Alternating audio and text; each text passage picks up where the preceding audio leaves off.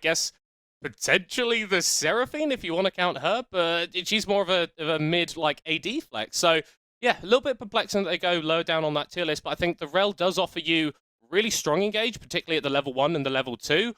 Maybe that's Go It saying... offers you the lane, right? Yeah. Go saying we can match the Kalista, we can match the Amumu.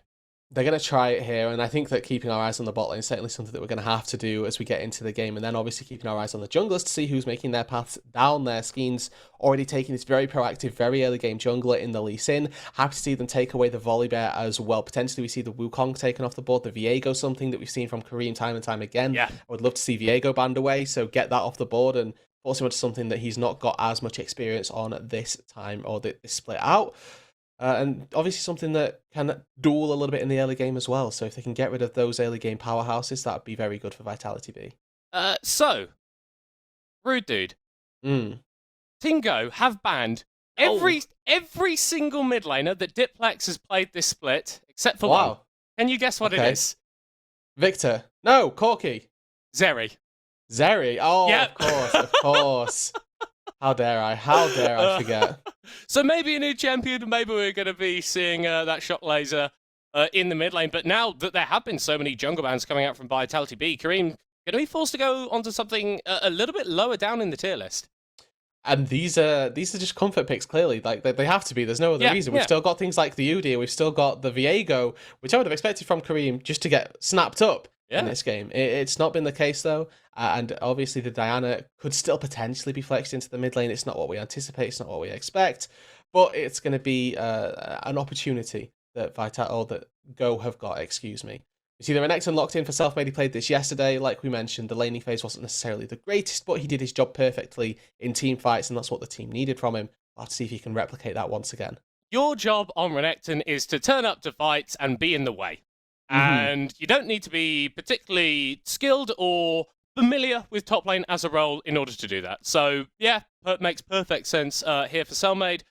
Gragas looking a bit of a weird one. Are we looking at some Renekton mid shenanigans? Maybe. Maybe not. I'm a little confused as well. Yep. There's the flex. Like, we can just kind of see both of them go both places. Zeri finally gets locked in. For whatever reason, it made it all the way through to R5, and to continue down that train of flexes, we have a Zeri top player in Team Go. NewQ has played this top lane. So this doesn't necessarily mean that it's going bot lane. It doesn't mean the Akali's going top lane. Go's flexibility, I just have to wait for everything to get locked in, because as well as all of that, we've seen Tristana played in solo lanes as well. I expect it to be Zeri top, Tristana bot lane, because the Trist can do way better in the laning phase than the Zeri will do. So we're just going to wait for everything to get locked in and see what happens. It's weird. Rude Dude. Yeah. Game 1 of the day, and we've been gifted with weird. Do you know what? I'm absolutely all here for it, but it's going to make your job a little bit harder to analyse what these compositions necessarily want to do. Looking over at Vitality B, I guess, a lot of big guys, a lot of engage options, but I'm worried that there's maybe not the damage to follow it up. It depends on Diplex's build path. We could just see the full Gragas one-shot cask strat, which could be very funny. But they've got, obviously, a lot of engage, and it doesn't necessarily matter if you don't have a lot of damage if the enemy team doesn't have a lot of tanks, because we've got Tristana and the Zeri that both pop like flies if they do get caught out, get CC'd. So there's certainly a couple of options that Vitality B have got. Obviously, Go, if they can maneuver around these CC tools and not get hit by them, then they're going to be fairly well off, and we'll have to kind of see how that gets executed on both sides. Yeah. And I mean, credit to Go. They like going for these compositions which are a little bit weirder, and we saw from them against LDLC that their execution was pretty damn clean, Rude Dude. Yes, they certainly got the sort of grabbed the game by the scruff of the neck and never really let go. It was constant, meticulous early game, and then through to the late game, never really gave an advantage back to LDLC.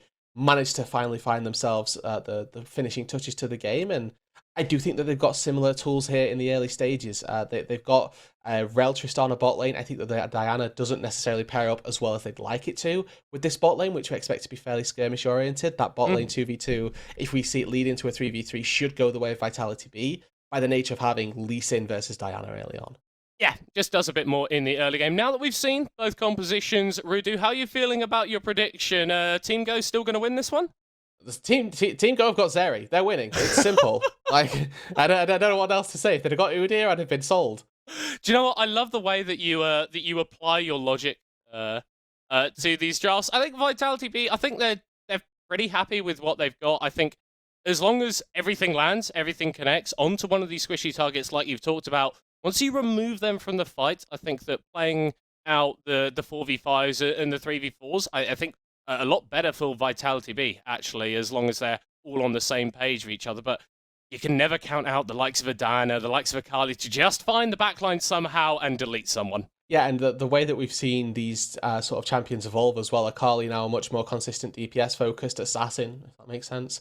And Diana as well has got this build path where you just go for Sunfire Aegis and still one-shot people. So there's a very distinct build path that you can go for where we don't necessarily see these as traditional tanks, but they can buy a lot of time in the front line through very different means. Akali just by being invisible and being annoying, Diana by being actually deceptively tanky. Certainly a lot of tools that are available to Team Go if they get to those 5v5s later on. And I mean, you've got the stuff like the stopwatch and the Zhonya's as well, which could be crucial for buying you time in these fights. And she's not in this draft, but I feel like Gwen operates in a very, very similar way, Rude, dude. She's not, like, incredibly tanky as of herself, but she's got a lot of tools to buy time and to make the enemy soak cooldowns in ways that aren't particularly effective. And Go, I feel like they've gone for something very, very similar here with the amount of mobility and reset tools they have. Yeah, and I would certainly anticipate that if they are, finding these big 5v5 team fights, that front-to-back method is going to have to be their approach. They have got some good divers with the Rel Akali Diana duo, but like you touched on, their reset capability is exactly what they need to try and utilize. Well, we have analysed the draft. All that is left to do is get onto the Rift. We'll see you in just a little bit.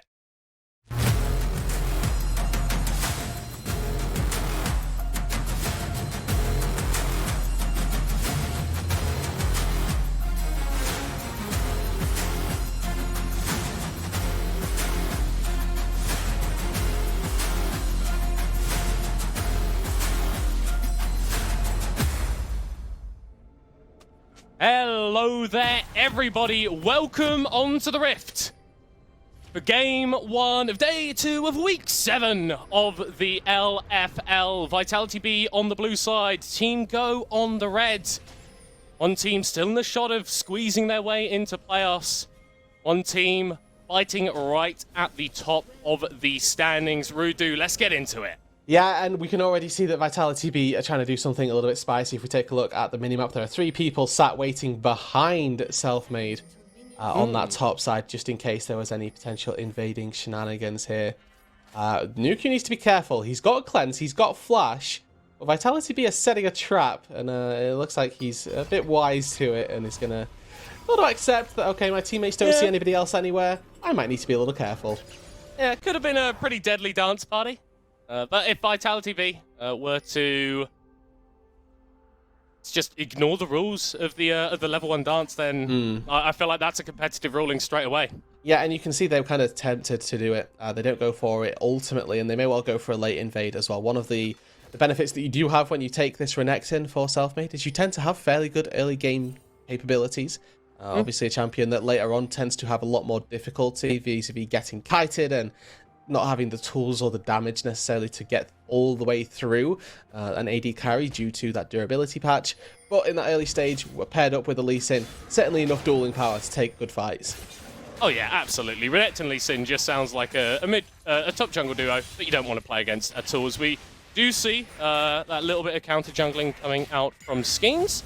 Raptor's going to be falling down, moving over towards the red buff. Now, the real difficulty for Go here is, do they recognize that this has happened, and how does Kareem respond? Well, there's a really interesting ward actually placed, I believe, by Nuku just outside of the Baron pit that didn't spot Selfmade make his way back up into this top side. So there's every possibility that they know this is going on, because the way Selfmade path, he had to come from the enemy's jungle. Doesn't look like they've recognized this though, or that they've put the 2 and 2 together. So maybe they're actually going to get away with this, and Vitality B are going to have themselves a very sizable early game advantage for Schemes. Yeah, and he's being incredibly greedy, going for this Krug camp as well. Generally, we only see the Raptors and the red taken away, but investing a little bit more time into counter-jungling Karim, who I think pretty clearly recognizes that his topside camps aren't there anymore, and instead is going to be looking for a gank on the bottom half of the map. Jatroll already ignited, doesn't have flash available. Kareem just needs to go forward, and it's going to be first blood to Team Go. Wonderful stuff by Go on the bot side there. Skeens knows that the jungler's not top side. The unfortunate thing for Vitality B, all they've got to do is just not die to the gank on bot side. It's really the only pay Kareem has. They've got complete vision spotting him going into the jungle, but now he gets a gank in the bot lane. He's going to be able to go to the red buff without the team contesting because they're in a 2v1 in the bot lane. And the early game setup that Vitality V had has been completely undone by overextension in the bot lane.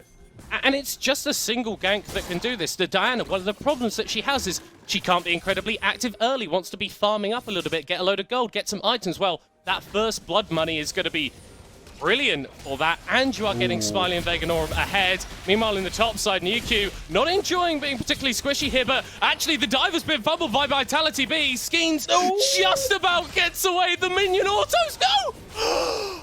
NewQ trades 1 for 1. It's still so worth for Vitality being that top side. Look at the summoner spells. NewQ had already expended those earlier on in a trade versus Selfmade. No flash, no cleanse means the Zeri is a sitting duck. And without teleport, there's a load of minions that are currently getting lost on that top side.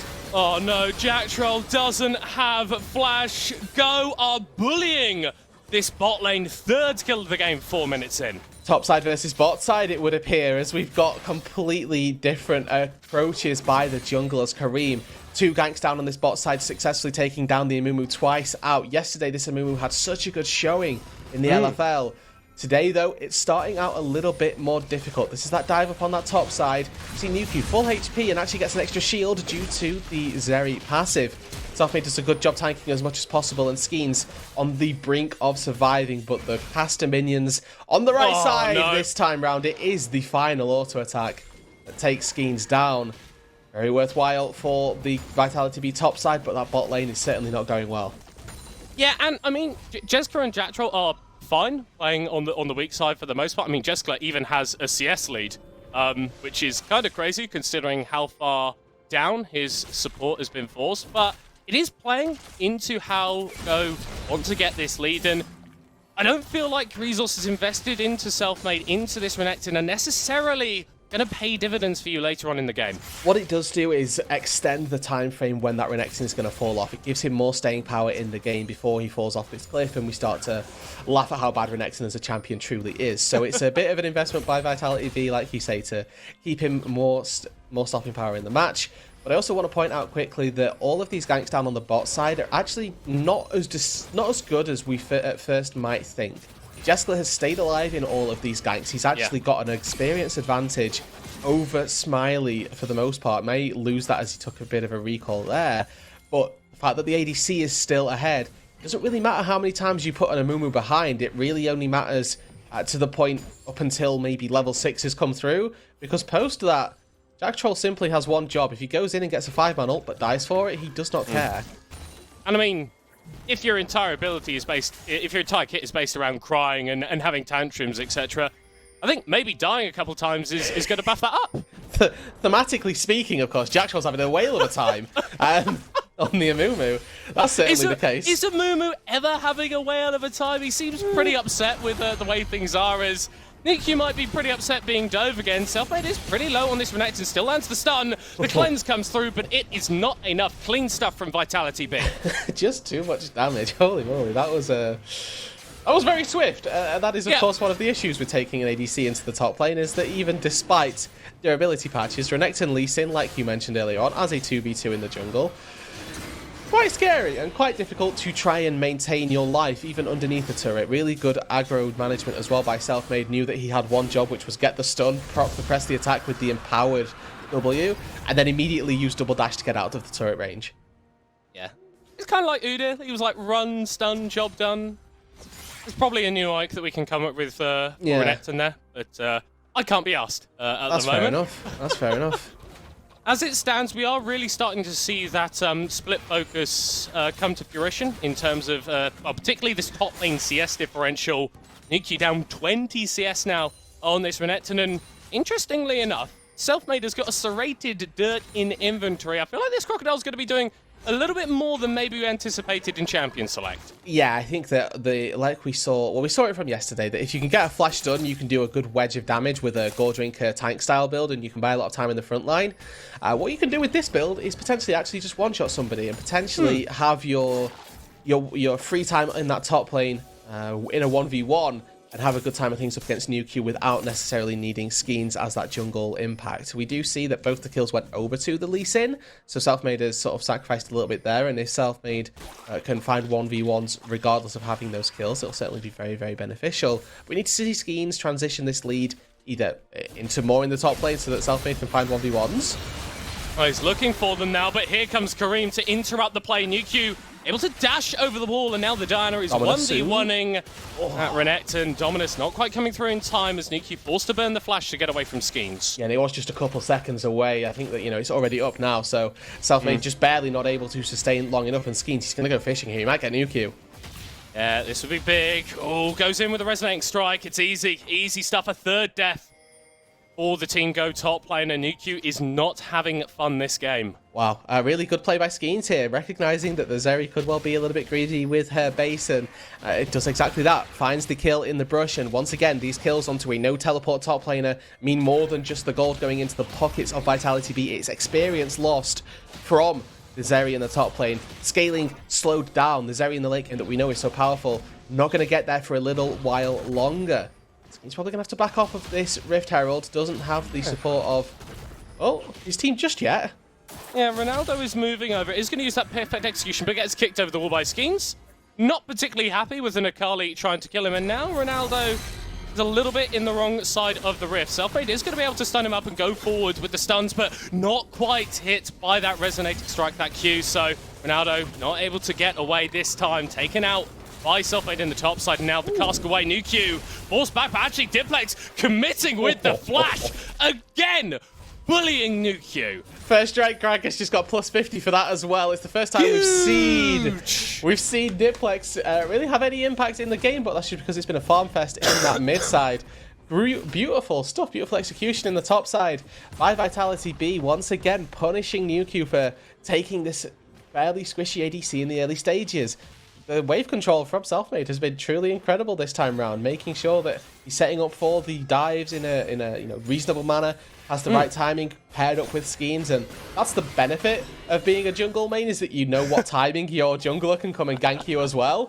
So just setting up the wave beautifully for when Skeens can get the most optimal pathing up, certainly has been sacrificing a little bit of that CS to try and make the plays happen, and thus far it's worked out. Nuke really not going to be too hard pressed, or really not going to be too hard hitting for a large portion of this game. Yeah, that's kind of what you want to be doing on the Lee Sin anyway. Kills are worth more than Raptors, fundamentally. And if you are sacrificing a bit of that CS to get your team ahead, you're not going to mind too much. Go now, taking it down that Rift Herald, so getting the better end of both of the early game neutral objectives. And actually, if we're looking at the gold, it's basically dead even at this point. Once Shelly gets summoned, maybe even in Go's favor. This early game really not too decisive yet. No, not by any capacity. Now, it is worth mentioning that Jessica down in this bot side is getting free plates. Nuke doesn't feel comfortable stepping up to that wave, and not necessarily quite rightly so, but given the information at hand, doesn't know where anybody else is on the Rift, so you can understand why he's not stepping up to that wave just yet. Instead, going to do a good job at just clearing Kareem's jungle, make sure that the Diana isn't getting counter-jungled in any capacity. But with that Drake spawning inside a couple of seconds, we could well see a bit of a topsy-turvy trade here, where we see the top lane tier 1 exchange for a Drake. Depends on what Vitality B decide to do. Selfmade going to be the focus, though, for Team Go. Yeah, Kareem has spent a lot of time in this top lane, so Go really just signaling that they don't care about this Drake at all, and Selfmade, credit to him, keeping the wave away from his tower, not going to be falling down to a dive, going in with a Dominus, and dives forward, gets blown up! Smiley's on a killing spree, and it looked good for the Renekton earlier on, but when you have to interface against this Tristana with that squishy build, things just go so badly. Yeah, this is Prowler's Claws Renekton. There is no plated steel caps yet, and he did just get popped like a fly. That was terrifying to watch, because normally Renektons with Dominus tend to buy a lot of time in the front line. That was by no means the case this time round.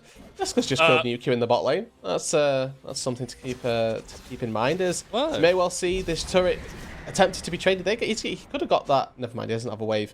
First pick going to fall in the top lane, but Jessica's going to get himself a trade of turrets in the long term. Yeah, a little bit behind the play, but obviously you've got that kill gold on top of your fuel, so you're feeling good. Nuke Something was stalling him. I'm not quite sure what it was. Yeah. The solo kill, maybe. He's not in the game. He's not in the game right now. Yeah. There is a range creep on the side of Team Go that's running around the map and giving a little bit more gold than a range creep to Vitality B, but at this point, probably not too much more. 1-5, not the ideal scoreline, and of course that first first kill comes after the first death only. So we're on like that 4-death streak, and all the lowering of gold that comes from that tally. For NewQ though, the sort of shining light, I suppose, is it's twofold. First of all, he ends up scaling at some point. NewQ is going to be a champion at some point. It's not like you've fallen behind on Olaf and all of a sudden your game is simply over. True. NewQ is going to be a champion later on. It's whether he can get there in any reasonable time. And the second point is that he's got two very strong carries in Kareem and Smiley right now, who are very scary in their own right. Errors Go are hunting Vitality B in their jungle. The fate still to pull back Jack Troll, but it's well and truly Vitality B in the retreat. Go getting jumped onto now by Schemes, but Smiley is going to be staying alive for the time being. Kick back, beautiful stuff from the Vitality B junglers. Not going to be able to find any more kills. Jack Troll attempted to escape under this tower, but I imagine the Amumu is going to be falling down in short order. Diplex missing the combo, actually. Still going to be able to take out Karim as Vitality B are going in. Ronaldo not back into the rest of the team. Going to be bonked on the head as soon as he jumps out of that shroud, but by just enough time of the Kali Vaganorum going in, but the Hourglass, it buys just enough time for Vitality B to get away. NewQ starting to do the damage, starting to pop off on this Zeri. Ronaldo double kill! Nicely played by Go there in the re-engage, and you do think maybe, just maybe, it's Vitality B coming out with a swift advantage. Overall, they really did. It's worth mentioning, Selfmade wasn't a part of that fight. Oh no, Smiley comboed under tower, but actually knocks the Renekton away. No way! Solo kill for Smiley! Underneath the tier 2 turret as well, Selfmade gets a little too aggressive there. The cleanse from Smiley buys him all the time he needs to boop the Renekton back out of danger and puts the Renekton down in the dirt. So Smiley here stepping up once again for the team when necessary. Really good team fighting by both of the squads. There were so many intricate mechanics that saved so many different situations. Jester able to flash over the wall. Fate's Call pulls back Jack Troll. And this re-engage by Schemes, you start to think, okay, in the middle of a 1v3 essentially, it's maybe not smart enough. But Bandage toss into a great kick flash does the damage. And that Curse of the Sad Mummy by Jack Troll actually saves the entire fight by Schemes because it prevents Ronaldo from going through to the backline to take down Schemes and Jessica. And this re-engage again. Diplex, he manages to get both of the targets he was searching for. This Shroud, though, maybe one of the MVPs of the fight, just by so much time, and Wagner happy to sacrifice himself for the greater good of the team, because it means that the focus is put onto the Rel, not the Akali, who can continue to rain down damage.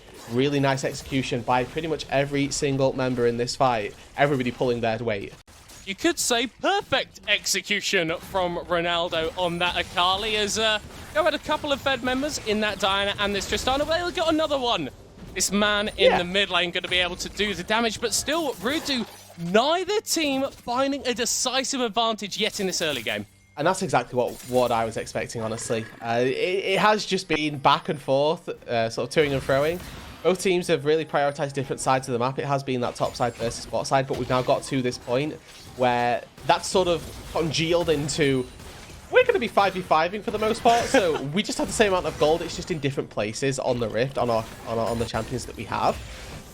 So if they can keep those relevant pieces alive, Go, they do certainly stand a chance. If, of course, Vitality B can use their fairly heavy dive presence of Lee Sin, Gragas, and Mumu to do the damage onto those said carries, we could well see advantages go their way as well. The beauty of this composition that has been drafted by both these teams is they don't have any truly insane split pushes. Maybe Ronaldo on one side and not even going to get a chance. Vaganorum going in with the engage, going to use that attract repel as Jeskla pulls back his support in Dice Karim, but they're not actually sticking in terms of the damage as Ronaldo forced a perfect execution away, shut down for Selfmade. And Go can't find any re-engage. They can't take advantage of the low health bars on Vitality B. It was a 5 versus 4 there. This time it's Go that don't have the numbers ready to take the fight, and they do lose out accordingly. But it's only 1 kill, and like you mentioned, the low health bars on Vitality B mean that they're not going to really get too much else from this. So it's just a load of scuffles, it's a lot of cooldowns expended, 1 kill going away, no objectives either side. Drake spawning in 20 seconds, importantly, it is a Cloud Drake, so not necessarily the most impactful if you happen to seed one of them. Vitality B, not really in position for it just yet. You can see having taken those resets, they're going to be the ones setting themselves up back out on the map. As you can see, NewQ starting to try and poke out, do a little bit of damage, has that first mythic completed at last. Yeah. A little bit happier about the way that the game is currently going. Oh, good stun onto Skeens there. Means he can't quite go forward, can't quite get the kick onto Kareem. Ronaldo is going to be teleporting in, but gets found by Jatro, who may be caught out himself, actually. Forced to flash away on the Amumu. Smiley jumping over the wall. I like that. They could have used, or they couldn't actually have used the Kalista ulti to go for it, but even if they could have done, I prefer, say, using the flash on the Amumu, because you have Kalista ult that can act as a flash, essentially. It can position you in the middle of everybody else. But with that being said, they don't have Curse of the Sad Mummy available because of that earlier fight that they took. We're still at rank 1 ultimates. They have these longer cooldowns that certainly cost members time if you don't have them available for if you do use them in that mid lane skirmish. So sacrificing the dragon here for favor of getting some sort of presence around the top side. Instead, they're the ones that are going to be able to put a lot of control in this top side jungle. Rift Herald number 2. And this is one of the weird things that I find about games which are so high tempo, which do have a lot of these kills going down early. It can look very Fiesta-y, and I think to a certain extent that's true, but you are going to be burning cooldowns on a lot of these plays. So if you want to go for that big 5v4 in the mid lane, that's absolutely fine, but Drake spawning a minute after, and you're not going to have the ability to contest that. Vitality B are going to be able to pick up this Herald, so we'll be able to break that mid lane tower, I imagine, fairly shortly. Not too sure how high HP it's standing on. May need a little bit of sort of team support as well if they want to try and take that turret in one fell Rift Herald swoop. If they can find the right timing on it, then certainly with a Rift Herald you can take down anything fairly easily, particularly without those plates. Both teams losing their outer turrets, or having lost their outer turrets, does open up the side lanes for more sort of split push capabilities and more wave control, but like we've mentioned, neither of these teams have innately insane split pushes. Ronaldo on the Akali may be the best for Go, and potentially looking at Diplex or Selfmade to be that split pusher, but both going to be more better or more well-versed, I suppose, trying to take team fights up against the likes of Go. So we are just expecting these 5v5s, these large-scale skirmishes, to continue to be what generate advantages, and if they continue to be as close as they have been middle court, we could well be here till 40-45 minutes when it is just one pick that can actually lead to significant advantages going over. Yeah, just as many team fights as possible, but none of them quite decisive enough to actually push through and end the game. Shelly, Sheldon, Rift Herald, someone in the mid lane, going to be taking out that tower. That's big though, means that you can start to push your vision lines a little bit further, and when you've got the builds that you've got on this Renekton and on this Gragas, having a load of Fog of War in your own jungle, not a great time for Team Go. Yeah, our concern with Go's roster, right, was that they didn't necessarily have the most front line like we expected Vitality B to have, and your concern was that they didn't have damage. Oh, Selfmade does a fair bit of damage, but he can't quite get the access onto NoQ. And when you're playing a 2v1 versus 280 carries, you lose that, buddy. Yeah, potential that he may have just been able to take down one, but unfortunately not able to find stun range, and there we go, starting to see potential issues.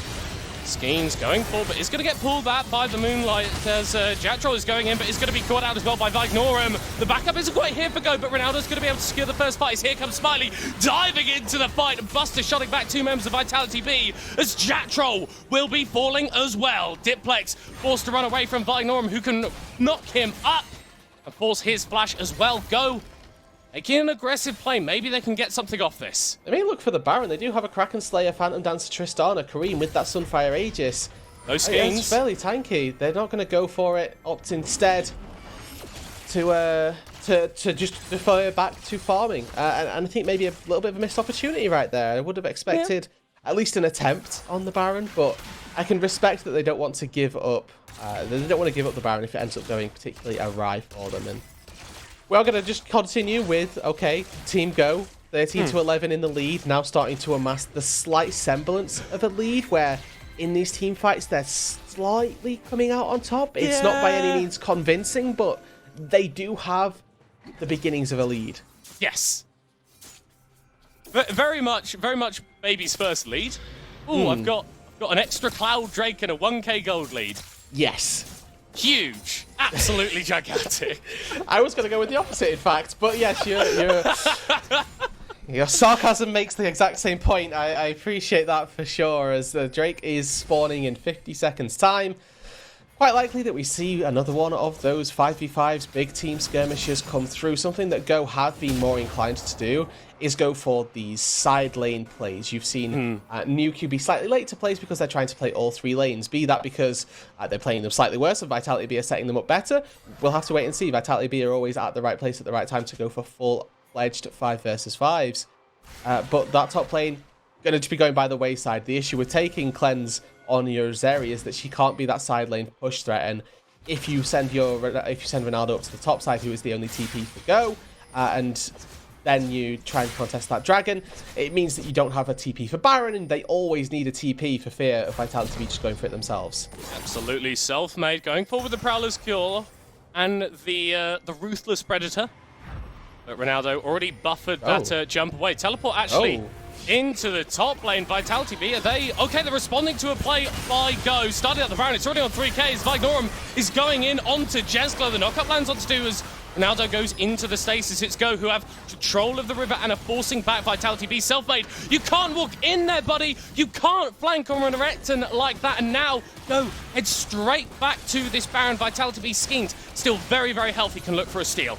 They still have a couple of re-engage tools as well. Moonfall available. Rel still alive. If they go forward for this, they could well take another fight. Look at Ronaldo on the side, flanking. Wants to pick up on the squishy members of Vitality B. Jatroll is going to be focused initially. Is Karim diving onto Diplex as well. The Amumu flashes away, but still goes down. And Ronaldo just about escapes out of the way of that Sonic Wave. Go. They don't get the Baron, but they get another kill. And they're going to get Diplex too, so a second one likely to fall over to them. Actually giving them a good run around, and Gragas body slam on a fairly short cooldown, so you might just be able to get out to safety. If they go chasing too far, this could cost them all of that tempo that they've generated from the one fight. And I mean, talking about tempo, Skeens is already on the Drake. Smiley should be able to take out Diplex here. Nope. Actually, one more body slam and he gets away, and if we're talking in terms of objectives, it's actually Vitality B who come out on top. It is. I don't know that that's necessarily worth it. Like we say, it is still just a Cloud Dragon, so the extra bonus is not necessarily the most impactful. And given that extra gold over to Go means that if they set up around an objective like the Baron once again, they're going to find it a little bit easier to secure themselves that objective and continually take these fights. Their ability to turn off of the Baron, something that we criticised them for at the start of the split, and now up against LDLC, they did it yesterday, now up against Vitality B, and once again, not opting into these coin flips, instead saying we will only take secured 100% Barons, making sure that they're having the best of times with just not giving them up and finding fights, finding turns and re-engages. And you have to feel like their position in the standings currently is going to be affecting that. When you are so close to playoffs, but crucially just a little bit behind, then you kind of want to make a bit more reliable plays. Self-made, that's a reliable way of finding yourself in the death chamber, going in for a 1v4, and once again, Go got the position around Baron. 40 seconds on Self-made, no teleport, means it's a minute before he gets to the top side. Teleport from Diplex, they still want to contest. You can do a lot of disruption with Gragas, and there is, of course, still Skeens there, ready with Smite to go. Vignorum diving forward as Jatto is going to respond with an engage of his own, but it's actually Jeskla who's being focused out. Go diving forward as in goes Ronaldo, and the health bars start to disappear from Vitality B. They're getting their wins clipped. There's no more buzz for them as Go find another fight and turn towards Baron once more. Vignorum's engage is just so great there, finding two frontline members, and actually Ultrasock Blazer is what turns that fight, and not even turns it, just makes it so convincing. About 1,000 damage came out from one single spell from NewQ right there and turned the fight so convincingly in their favour that Vitality B never really stood a chance. With the bot lane falling, the DPS of Vitality B completely removed. And now we get to see Smiley try and take down this tier 1 turret. He's got the Baron at his back, could very easily be Go now starting to really push the pace of this game. Baron number 1, that economy Baron that they've got 3 turrets outside the base to try and take. Very real chances here that they can opt into a pretty successful skirmish and pretty successful set of plays. Yeah, you talk about the economy. Stonks rising for Go in this game, and we're talking about applying money to people, if we're talking about getting those resources on people, you've got basically 4 carries on your team that are all going to love any scrap of gold that you can pick up. So not going to be too concerned if people are stealing kills away. Ronaldo has been jumped on by Skeens as a momentary pause as Ronaldo is wondering how the hell he ended up here. Perfect execution's not going to get you out of that one. Shut down for the Lee Sin. Look at the trade in the mid lane, though. Team Go taking 2 turrets in the mid lane already. That third one going to fall, the inhibitor. Not going to be so easy to claim in a 5v4. We don't know how much we fancy their chances, particularly since Ronaldo has been a crucial threat in those fights. But job number 1, really, of any Baron, I suppose, has been secured. They've broken open the base and they've given themselves access to the inhibitors of Vitality B. Very likely that with the Baron push that they can still perform. They've got 90 seconds still on it. Ronaldo has teleport. This is by no means over. They can get a second push down. They could maybe do a little bit extra with these turrets to take. And the weird thing for me is we saw how willing Go and Vitality B were to fight a lot in the early stages. We had 20 kills at 20 minutes, and the game hasn't really slowed down. It's just that in between a lot of those kills, there's a lot of objectives to take, and I think that's snowballing Go a little bit faster than they would otherwise expect because Vitality B are so willing to contest them. There's a very willingness to fight we've seen from Vitality B, surprisingly enough. With all of their carries that they've got in this squad, they want to try and make the most of them. And Jack Troll not yet found that crispy clean engage that we see from Amumu's that's set up for Vitality B to just really start to go ham.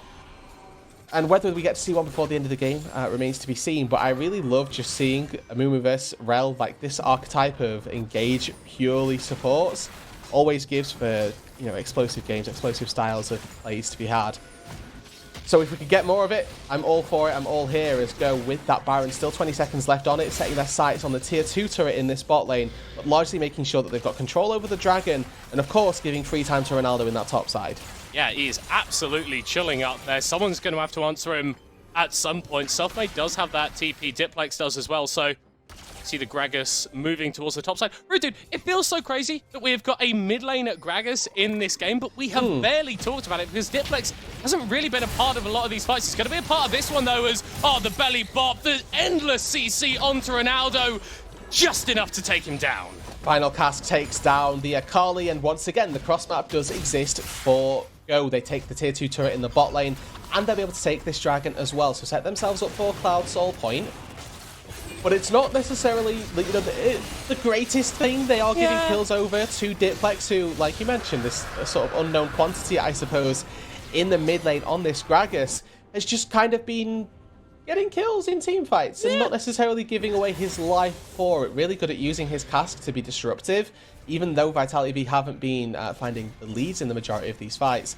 I have been really impressed with Diplex and his cask specifically. Hasn't yet found access full agency to go for a complete one-shot onto either Smiley or Nuke just yet. Those are probably going to be his 2 leading targets, and unfortunately right now, they've just picked up their stopwatches. Remember that time bomb we were talking about with Nuke, that eventually he would be a carry in this game? He's reached 3 items. There's a 300 gold bounty and has got a stopwatch as well. Maybe we'll get to see that put to good use as he's solo farming in the mid lane, but the supportive team is right there. Yeah, I mean, we always say that AD carry Zeri is definitely not a laning pick, as, oh my word, damage from the electroshock laser is pretty disgusting as Ronaldo once again on a flight. In goes Karim, binds the ball with the moonfall as Go take over this fight. Smiley jumping forward like a madman. It's a double kill for the Tristana, and Diplex is the only one left alive for Vitality. Oh, he may well be able to take Wagner, but they're not going to be able to get the game. It's Go all holes bar, just diving down through this mid lane, getting themselves a win.